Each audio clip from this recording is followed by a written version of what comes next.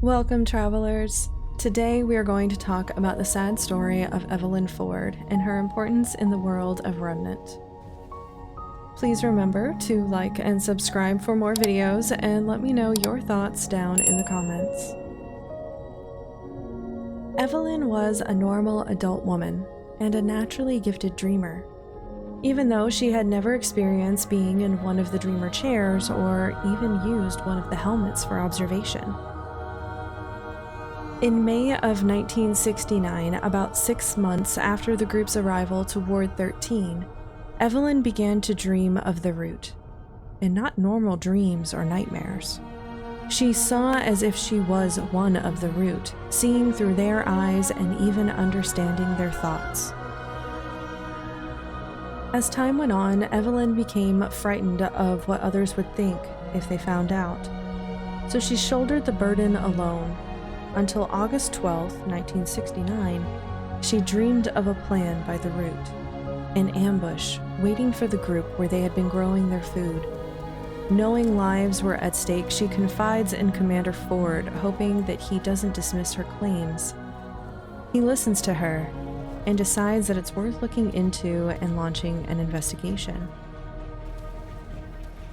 With the ambush plans known, the group was able to successfully defend themselves against the Root. Commander Ford encourages Evelyn to tell the group of her dreams, so she does, and they accept her for it. Thanks to her, they were able to survive yet another attempt on their lives.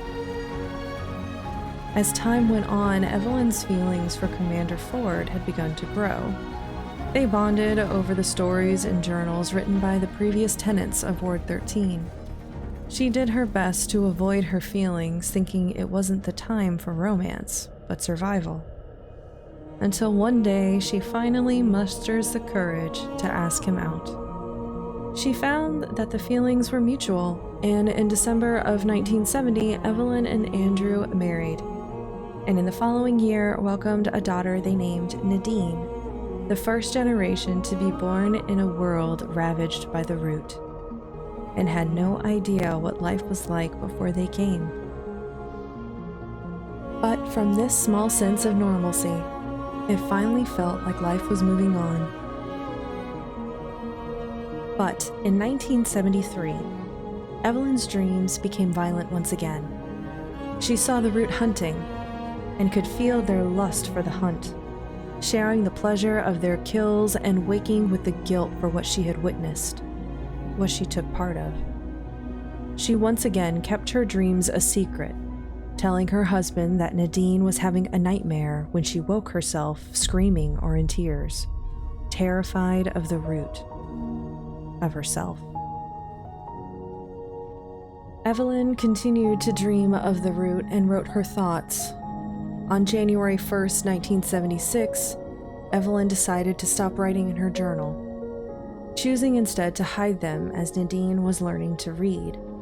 She reread her entries and was beginning to scare herself. What would her daughter think, or anyone else think, if they came across her journals? She couldn't take the risk. But in December of 1988, Evelyn saw something different. A massive Root beast, 10 stories high, smashing buildings and that couldn't be hurt by weapons. She knew it would be coming for Ward 13 and can no longer keep her secret. She once again confides in Commander Ford, her husband, telling him of the behemoth making its way closer. This time, he doesn't believe her. He dismisses her, saying that something like that couldn't exist and that they were safe in Ward 13.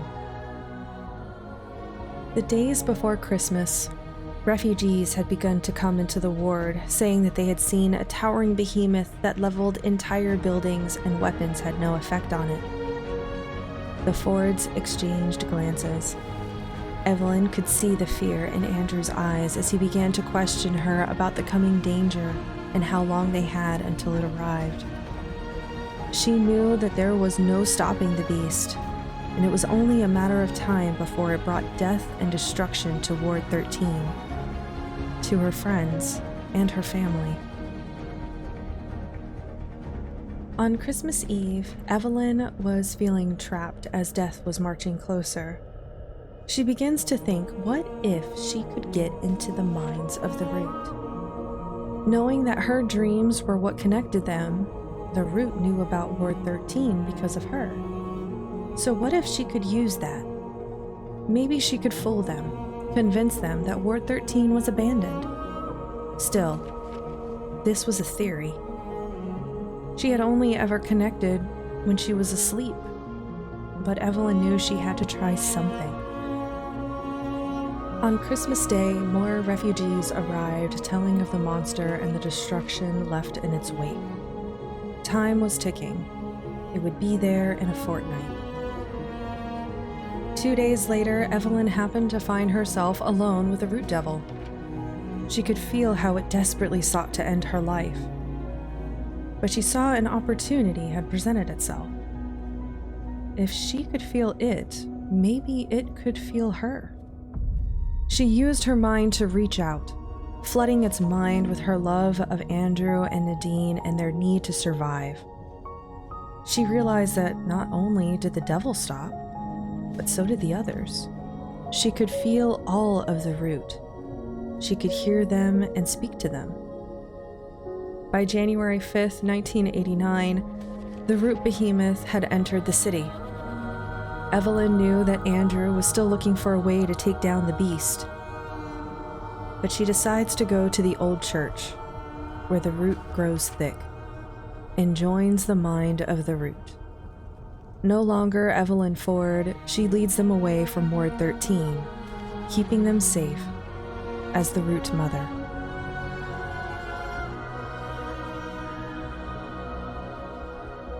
Thank you all so much again for watching or listening. Please let me know your thoughts down in the comments. Was Evelyn's sacrifice worth it? And I will see you next time, traveler.